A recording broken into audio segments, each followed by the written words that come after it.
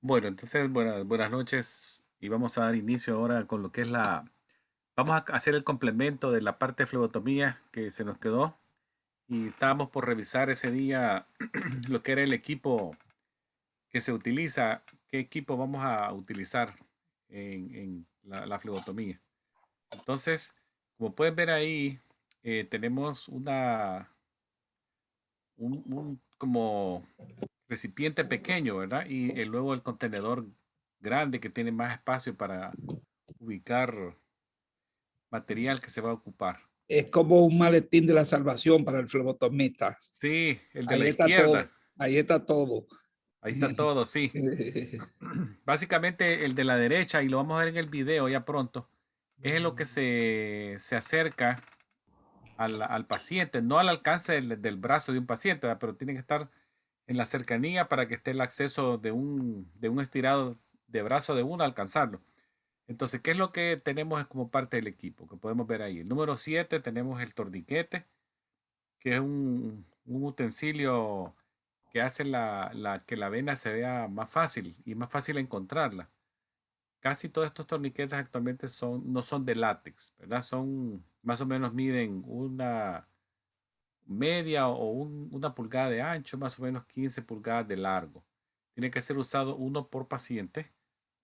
Así lo dice el protocolo del CDC, ¿verdad? Y de lo que es también la OSHA, que sea uno por paciente, el torniquete, no estarlo reusando en infinidad de pacientes.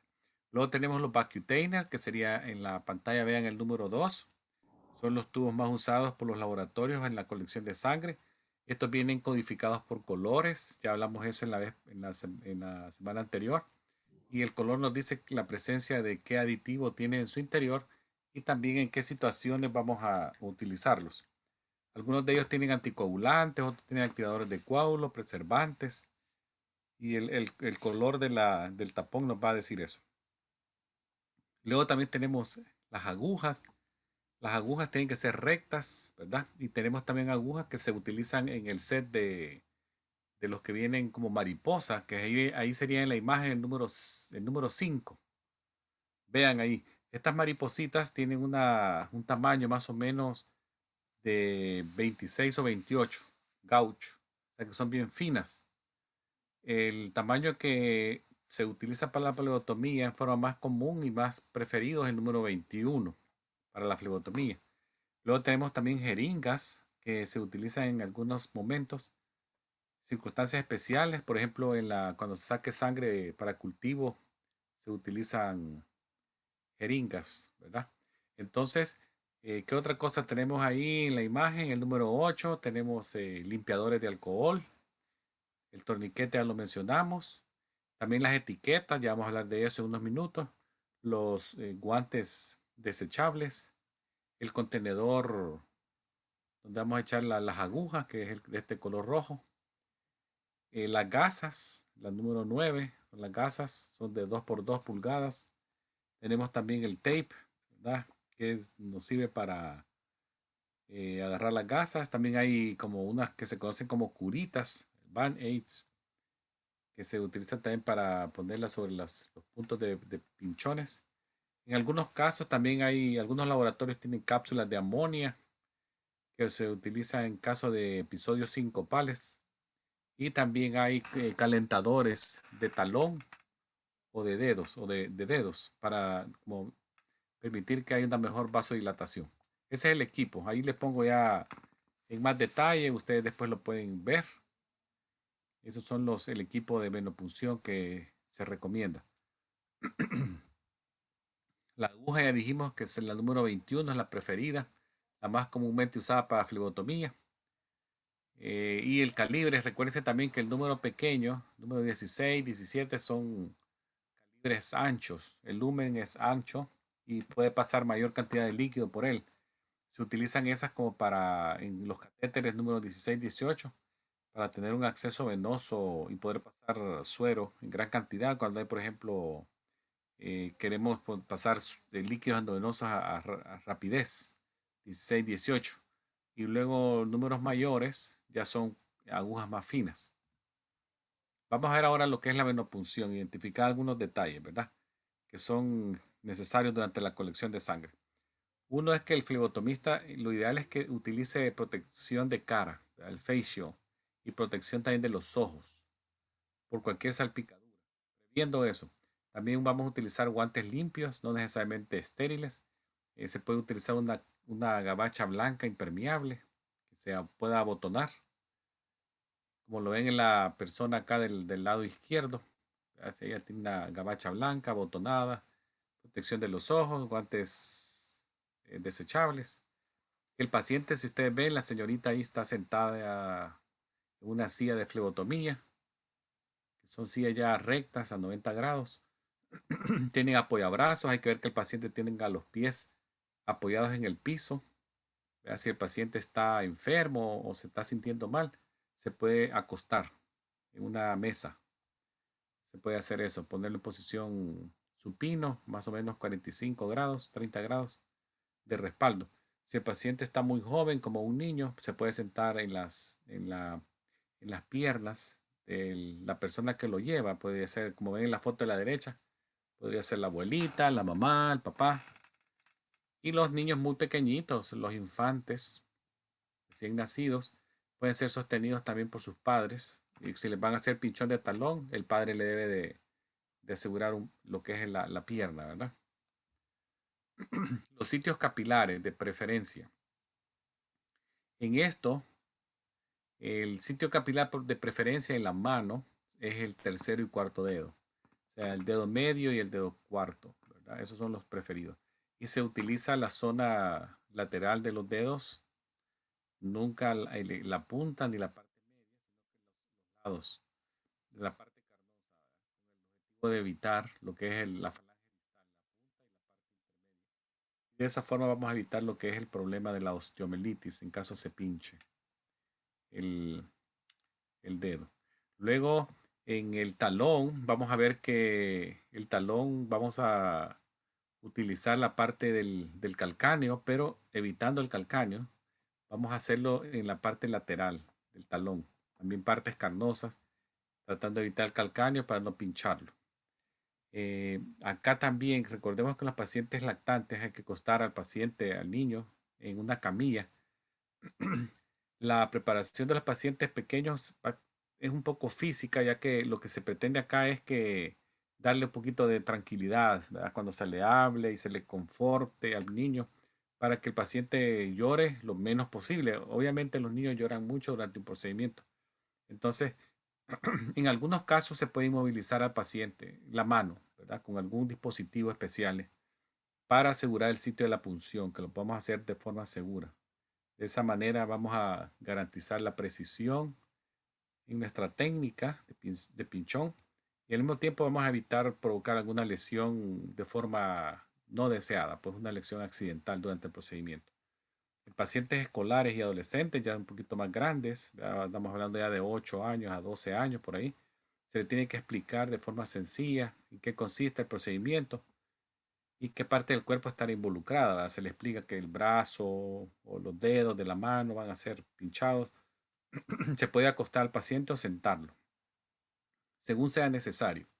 Y se debe sujetarle el brazo en forma suave, ¿verdad? Con suavidad. Se le sujeta el brazo o la mano en donde se va a realizar la punción. Eso es para niños, pacientes escolares.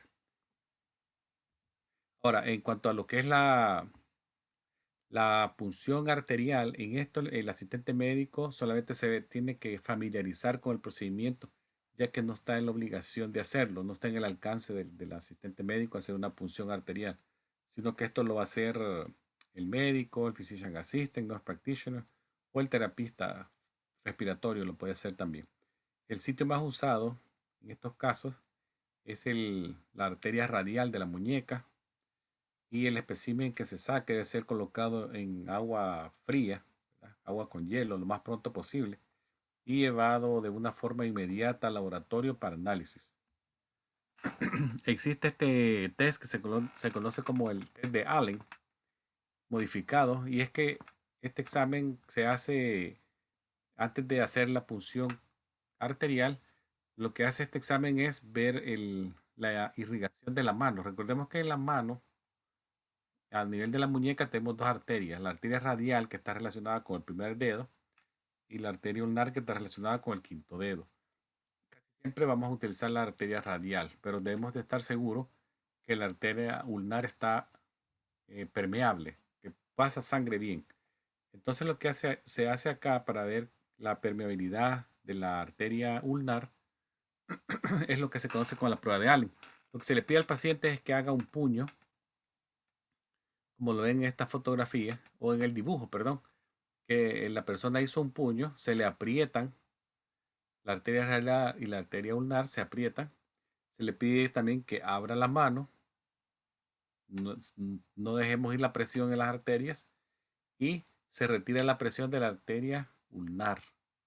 Si la mano se pone como rosada, ¿verdad? En cuestión de segundos, en 5 a 10 segundos máximo, esto muestra que la arteria ulnar tiene buena permeabilidad y hay buen flujo. Entonces el test se considera negativo, que sí que hay permeabilidad. Cuando se libera la presión de la arteria ulnar y pasan segundos, 5 a 10, 15 segundos, y la circulación no es suficiente, entonces se considera positivo. Y en estos casos podemos decir que la arteria radial de ese lado no debe ser pinchada porque en caso de un vasoespasmo, la mano quedaría sin circulación efectiva por un buen rato. Entonces se peligra la, la oxigenación de la mano. Entonces no se hace. Se considera entonces test positivo. Algunas muestras deben de ser, recordemos que deben ser preservadas en forma fría para asegurar la exactitud de los resultados. Así tenemos, por ejemplo, la ACTH, pruebas de acetona, angiotensina convertidora, enzima convertidora de angiotensina, amonio en sangre, catecolaminas, ácidos grasos libres, ácido láctico, piruvato y retina, y actividad de renina, perdón, son considerados muestras de laboratorio que tienen que ser transportadas de forma fría. Entonces, en estos casos, el hielo lo que hace es enlentece el proceso metabólico en la muestra mientras se procesa, ¿verdad? Se coloca lo que se conoce como agua hielo, en un vasito se colocan unos cubitos de hielo y se le pone un poco de agua y eso ahí se coloca la muestra dentro de una bolsa y se transporta de esa manera de forma rápida. Lo que se quiere también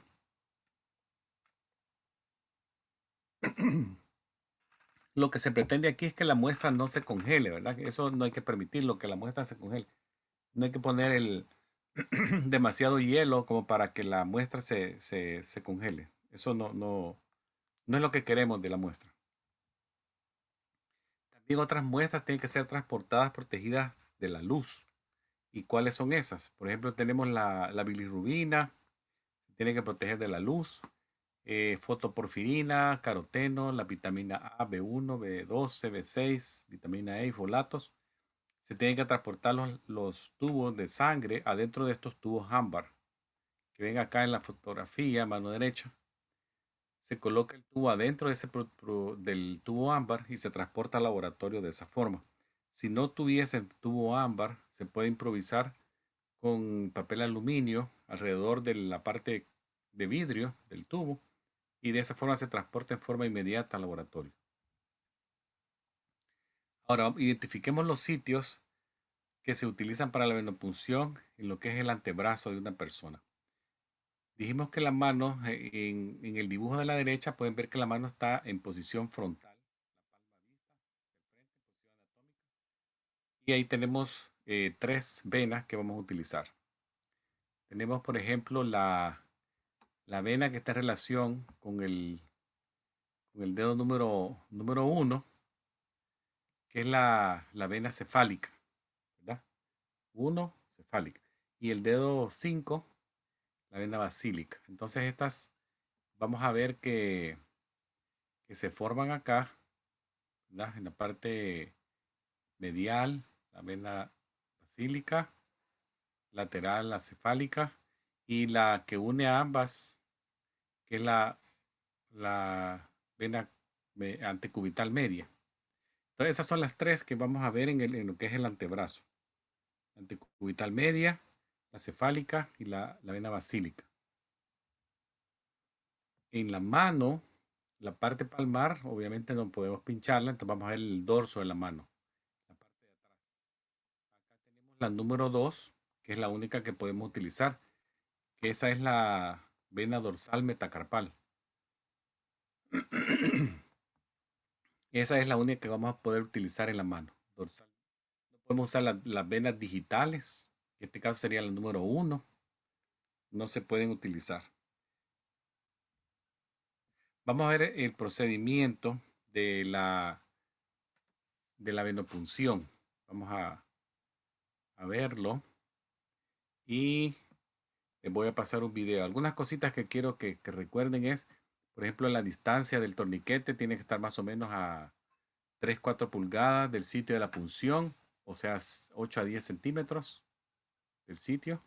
El torniquete tiene que ser retirado lo más tarde, 1 minuto desde el inicio del procedimiento. El ángulo de la aguja de penetración en la piel tiene que ser en un rango de 15 a 30 grados en relación a la piel. ¿Verdad? Tan pronto ya se vea paso de sangre al primer tubo, se tiene que retirar el torniquete, que por eso dijimos máximo 1 minuto.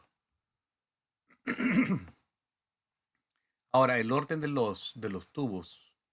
Si tenemos cultivo de sangre, tiene que ser el tubo número 1, el que se va a utilizar. Luego el que sigue es el tubo celeste. Luego vienen los tubos separadores de suero. Ahí tenemos el tubo, el atigrado, el de color oro, amarillo oro. Luego tenemos los dos los dos verdes, el verde oscuro y el verde claro. Son los tubos que tienen heparina. Luego tenemos los tubos de ETA, EDTA, lavanda y el rosado. Y por último tenemos el tubo gris, que son los que utilizamos para lo que es la glucosa en ayunas, tolerancia a la glucosa y glucosa al azar. Ese tiene el inhibidor glicolítico y el anticoagulante. Tan pronto ya el equipo se haya utilizado, ¿verdad? Se tiene que asegurar que la aguja se le coloca el dispositivo de seguridad sobre la aguja y la jeringa va para el contenedor especial. Luego ya una vez las muestras estén listas, se haya hecho la inversión, ya se hace la colocación de las etiquetas, se ponen las iniciales del flebotomista, la hora y la fecha. Vamos a ver ahora el video para que veamos el procedimiento de la flebotomía en un video. Pero antes creo que tengo que compartirles el sonido, que creo que no se va a oír nada. Permítame un segundito.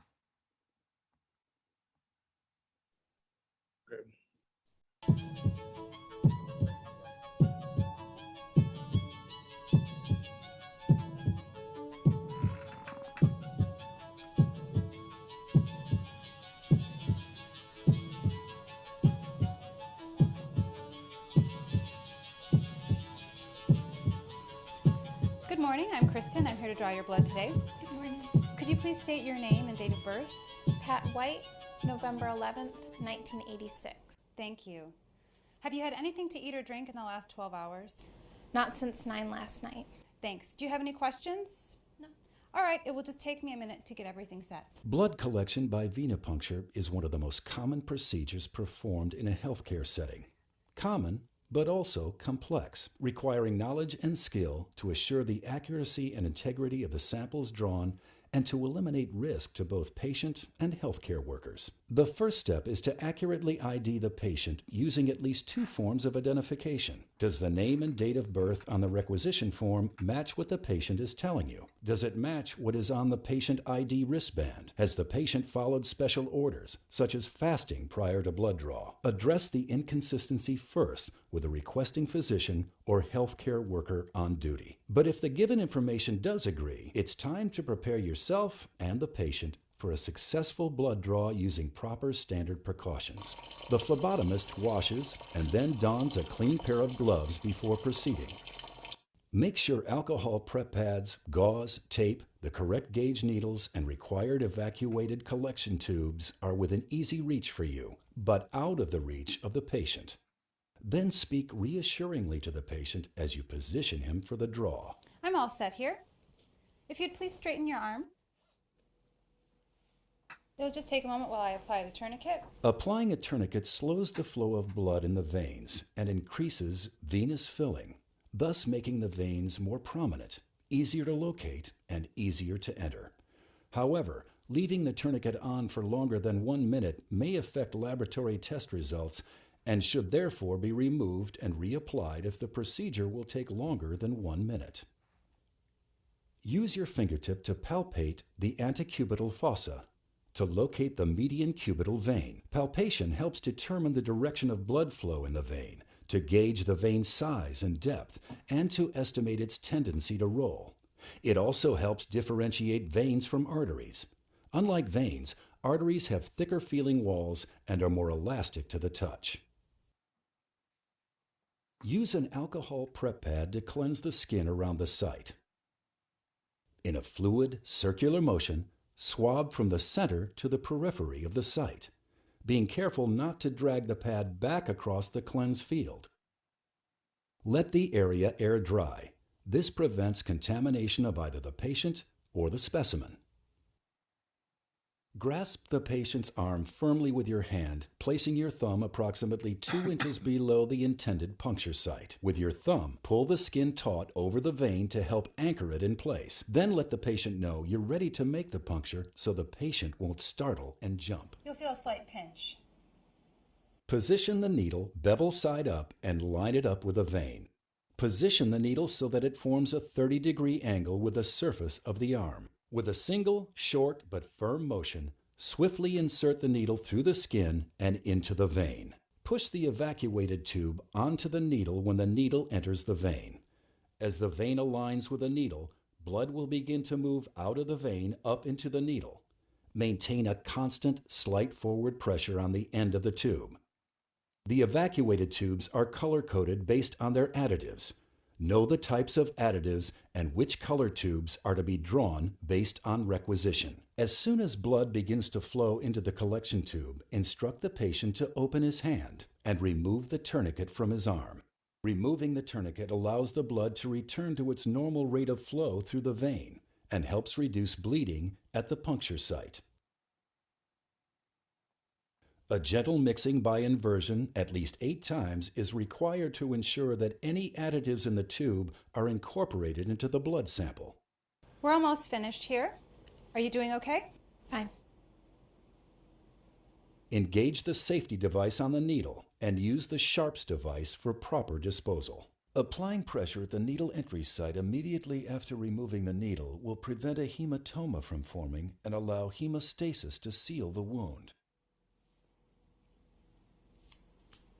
Please keep pressure on the gauze pad for several minutes to ensure that the blood flow stops.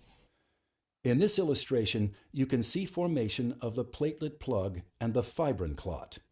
Applying pressure at the needle entry site immediately after removing the needle will prevent a hematoma from forming and allow hemostasis to seal the wound. In this illustration, you can see formation of the platelet plug and fibrin clot. Apply the ID label on the filled evacuation tube and store it for transport to the lab. The label must include at least the patient's ID number, full name, date of birth, and today's date. Using standard precautions, dispose of needles in a Sharps container. Dispense of all other used non-sharp materials, including used gloves and gauze pads, in an approved trash receptacle. And disinfect all contaminated surface areas. You've just completed a successful blood draw, providing a sample that can be processed for analysis. Fortunately, most blood draws are completed in an entirely professional, skilled, and successful manner. Most, but not all. Poor technique, poor judgment, lack of knowledge, loss of concentration, and undue haste all are factors that can negatively impact the integrity of a sample. Or worse, that can create undue stress and pain for the patient or cause a patient physical harm. Let's take a look. Failure to align the needle perfectly with the vein and failure to insert the needle at a 30-degree angle can result in the needle missing its mark. Poor technique that will require an unwelcome second needle stick. Inserting the needle at too steep or too shallow an angle and not lining up precisely with the vein are two common reasons for missing the vein. To the patient, that usually means only one thing: further anxiety and discomfort. But it can have other consequences as well. Serious complications are most likely to arise when targeting the basilic vein, with its close proximity to nerves, which can be permanently damaged, or the brachial artery, which could be nicked. Even with a proper angle, the appropriate needle size must be used. Ready? You're only going to feel a very small pinch this time. It is acceptable to use a smaller needle called a butterfly. However, it should be noted that butterflies are a larger gauge needle, 23 to 25 gauge, and therefore have a smaller bore size. A large gauge straight needle, 25 gauge in this case, may make piercing the vein more certain, but as you can see, the smaller bore size can cause the red blood cells to lyse. While it appeared to the healthcare professional that this blood draw was successful, it's clear once the sample is centrifuged that the choice of needle gauge was a poor one. The selection compromised the integrity of the sample. Aside from these two examples of invisible errors, there are many visible signs that a healthcare professional may not be following standard precautions that ensure a quality blood draw as well as a satisfactory customer experience.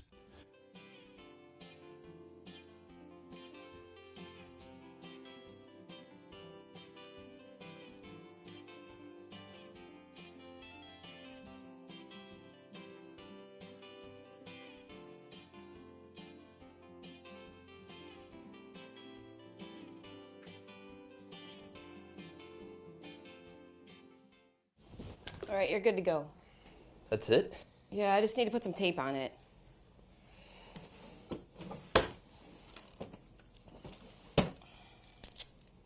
Band-Aid, that'll work.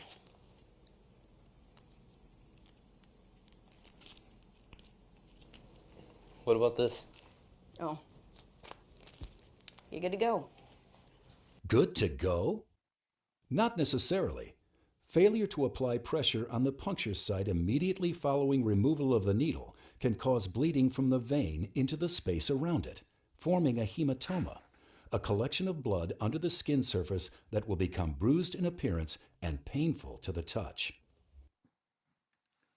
There are many times, of course, when a single blood draw involves more than the collection of a single sample.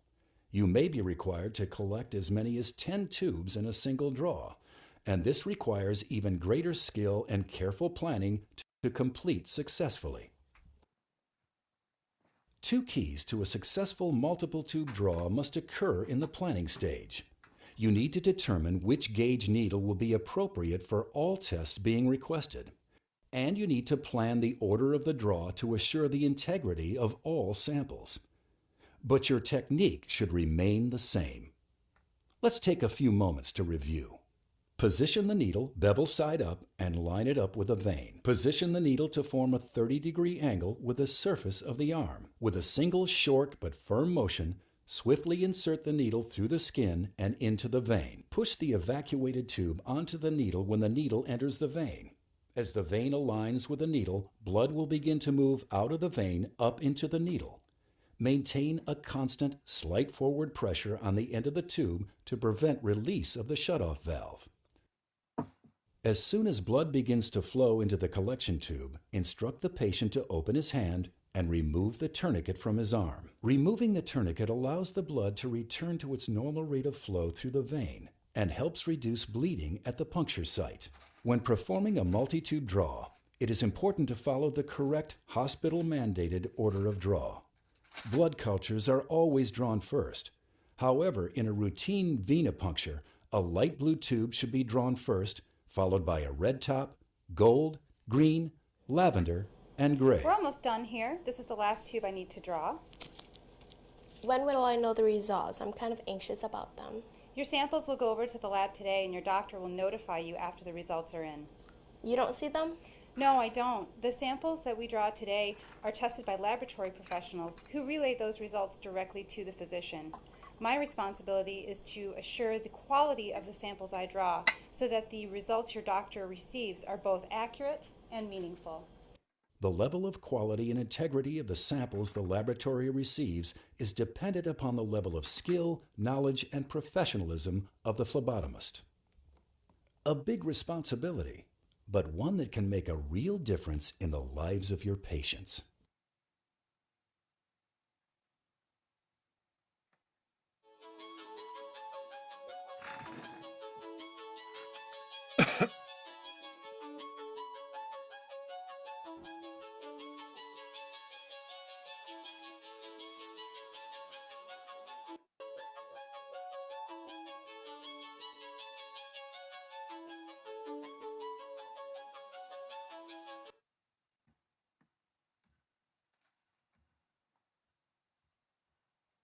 Bueno, vamos a continuar la revisión de flebotomía. Vamos a ver que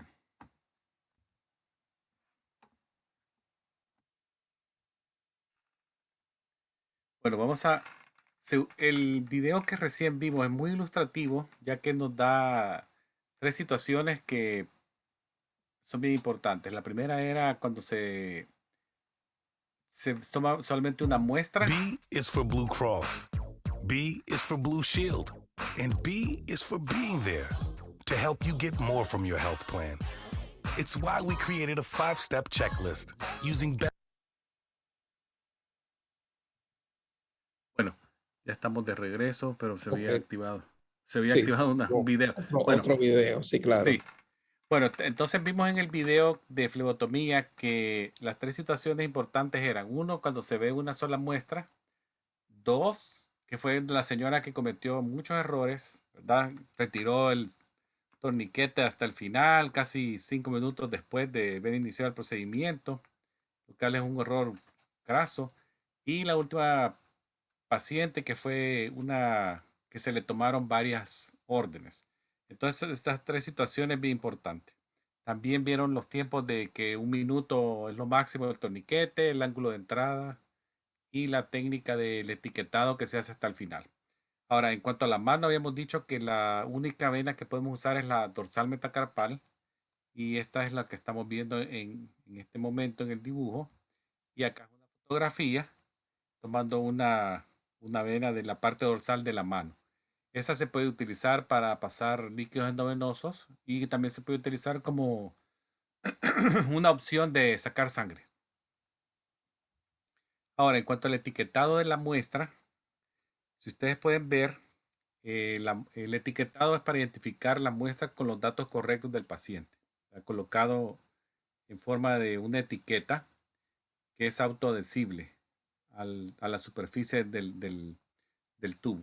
Hay que estar asegurado que el registro electrónico muchas veces ya, o algunos registros electrónicos médicos ya ellos mismos producen su propia etiqueta con la información necesaria, ¿verdad? Entonces, la responsabilidad del asistente médico básicamente es validar que la información que está contenida en la etiqueta es la misma de la del paciente, que es el mismo nombre, la misma fecha de nacimiento, y solamente es de colocársela. Si ustedes ven en esta imagen, vemos que las etiquetas están mal puestas. En las fotos de arriba, todas tienen un error, ¿verdad? La etiqueta está sobre la goma de color, aquí está transversa, sobre la goma, sobre el color, en diagonal, todo arrugado.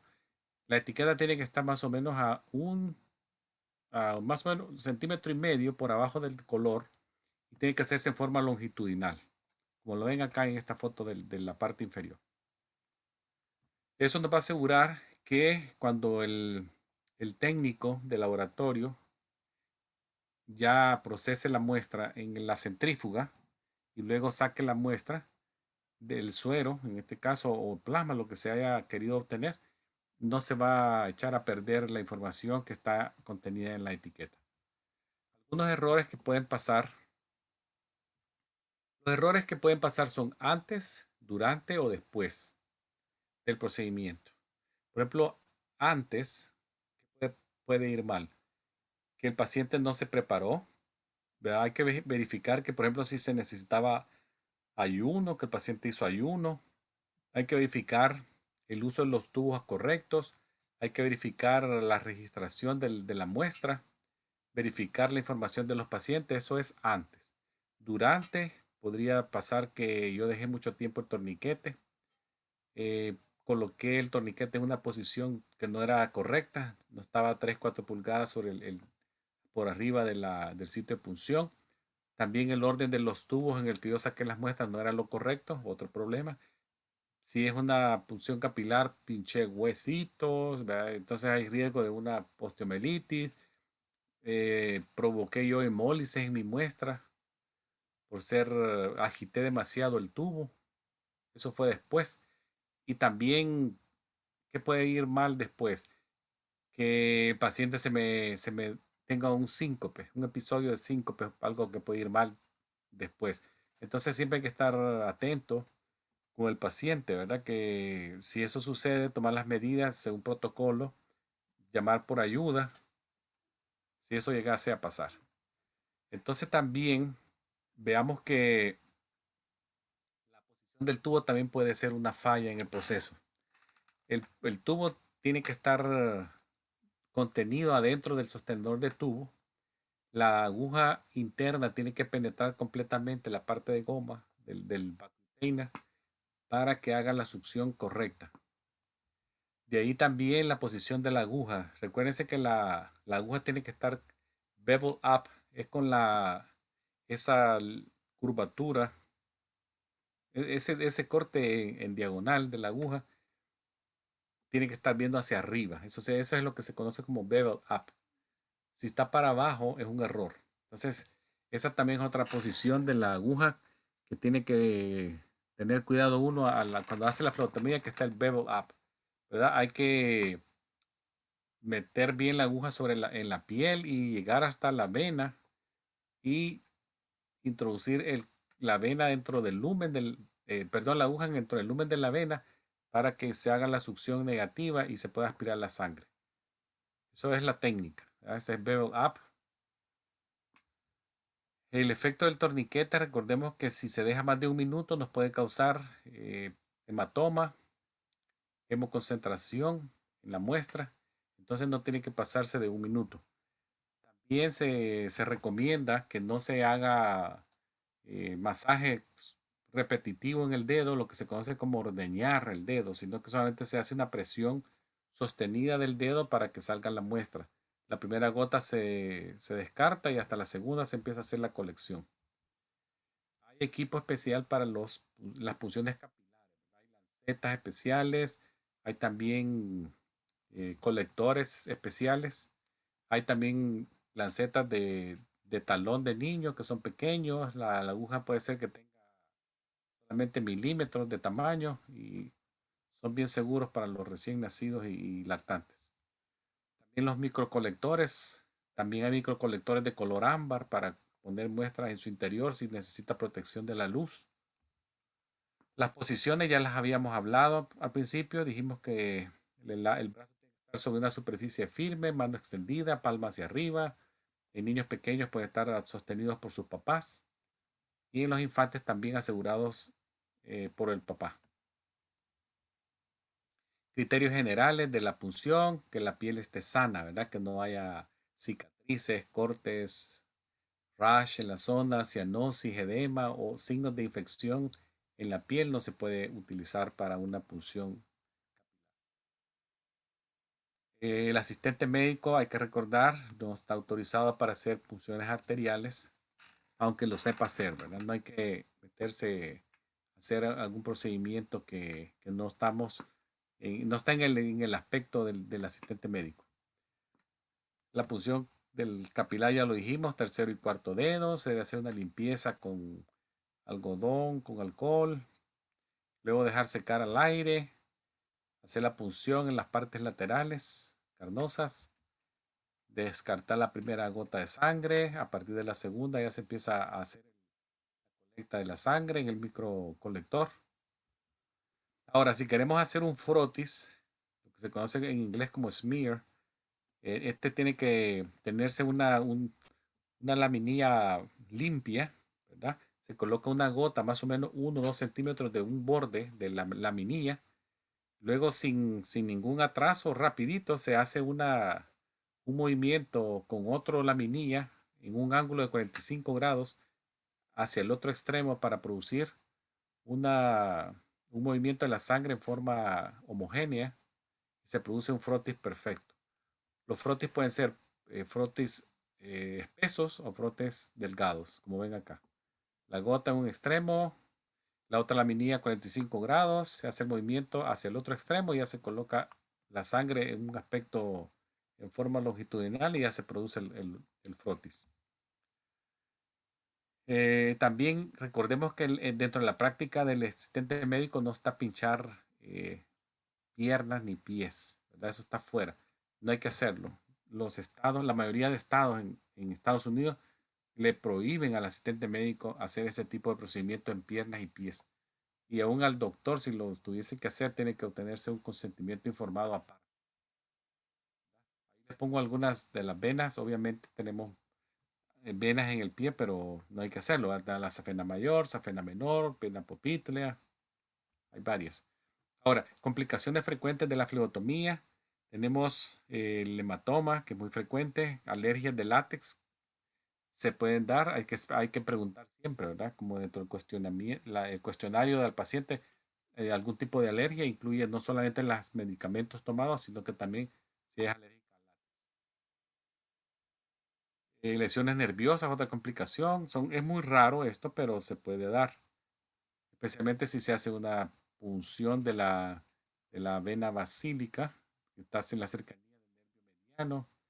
También puede haberse una perforación darle un toquecito a la arteria braquial y producir un hematoma. Y ese hematoma nos puede dar una presión compartimental y ponerle presión al nervio. Infecciones son raras también, pero están descritas como complicaciones. El paciente puede decir no. Recuérdense, el paciente está en su derecho de decir no y hay que respetarlo, no hay que forzar porque sería un asalto o una battery. Lo importante es comunicarse conforme el protocolo con el paciente, que el paciente entienda el procedimiento y se sienta seguro y confiado que el procedimiento se va a hacer de forma profesional. Podría ser que un paciente se desmaye, sí puede pasar. Eso ha pasado y puede pasar, ¿verdad? Eso no es algo que sea oculto. Hay pacientes que ya tienen experiencias anteriores, esos son con más riesgo de que les pueda volver a pasar. Si un paciente ya tiene historia de que ha tenido un síncope anterior, puede ser que le vuelva a suceder. Nunca darle la espalda al paciente, aunque ya haya terminado el procedimiento, siempre mantenerlo al frente, ver que esté todo bien. Si el paciente está pálido, está sudoroso, hiperventilando, se ve ansioso, hay que ponerle ojo que puede ser que esté ya a un paso de que se va a desmayar. Si el paciente se desmayase durante el procedimiento, pues hay que remover el torniquete en forma inmediata, quitar la aguja del brazo, si la tenemos ya la aguja insertada en la vena, ponerle el dispositivo de seguridad sobre la aguja y poner al paciente en forma cómoda, mantenerlo asegurado sobre su silla, como lo ven en la fotografía, ¿verdad? Y eso pasa rápido, podría pasar en 30 segundos, 45 segundos, puede ser que el paciente ya empiece a recobrar un poquito de conciencia y ya se va a recuperar. Entonces, eh, tengamos ya la certeza de que si alguien ya tuvo una experiencia anterior, es mejor colocarlo en una silla más cómoda, como ven en la fotografía acá. La señora está en una silla más segura, porque probablemente ella dio historia de que ha tenido un desmayo previo en otra ocasión. Entonces uno se protege de esa manera. También otro problema de la flebotomía puede ser que sangre demasiado. Hay que siempre preguntar si toma aspirina o warfarina, heparina, algún tipo de anticoagulante. También el paciente puede tener sitios de endovenosos activos pasando. Hay que tener también la atención a ese detalle, que si hay algunos endovenosos pasando. En general, las contraindicaciones de venopunción en las extremidades superiores incluyen, por ejemplo, debilidad en el brazo. Si hay una debilidad en el brazo, si hay algún tipo de parálisis, algún tipo de infección en la zona, presencia de una fístula arteriovenosa o presencia de un drenaje linfático no funcional, como puede ser un linfedema en el brazo, después de una cirugía de mama del lado izquierdo, lado derecho, y la persona queda, o con un paciente que tiene infiltraciones, metástasis, ¿verdad? Las zonas de los linfáticos de las axilas, y por eso provoca más drenaje linfático en la zona. Hay que respetarlo, que no se puede hacer en ese brazo. Entonces veamos que las fístulas arteriovenosas son muy valiosas para estos pacientes que probablemente están en hemodiálisis. Entonces no hay que hacer, la verdad. Se tiene que ir uno al otro brazo. Si un paciente está con un sitio endovenoso activo en un brazo, hay que irse al otro brazo. Y si en caso raro que tengan los dos brazos con un endovenoso, si ese es el caso, hay que hacerlo por abajo del sitio de la punción que está activa con el paso del líquido endovenoso. Lo que se trata de acá es disminuir la posibilidad de una hemodilución de la muestra. Y eso se logra haciéndolo por abajo del sitio de la punción endovenosa, donde está el sitio activo. Si hay linfedema, como ven esa fotografía de la derecha, la señora tiene una bien marcada diferencia entre el brazo izquierdo y brazo derecho, ¿verdad? El brazo derecho tiene un linfedema bien severo, entonces en ese brazo no se puede hacer ningún procedimiento. Otros exámenes que podríamos hacer en la clínica, y eso lo hablamos también que se puede hacer pruebas de droga, pacientes que están recibiendo medicamentos para el dolor, oxicodonas, cualquier tipo de morfinas.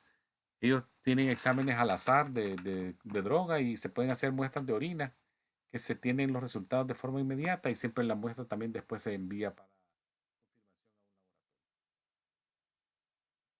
Bueno, esto era lo que le tenía de complemento de flebotomía. Voy a cambiar, nos vamos a pasar a signos vitales. Voy a hacer la pausa en este momento.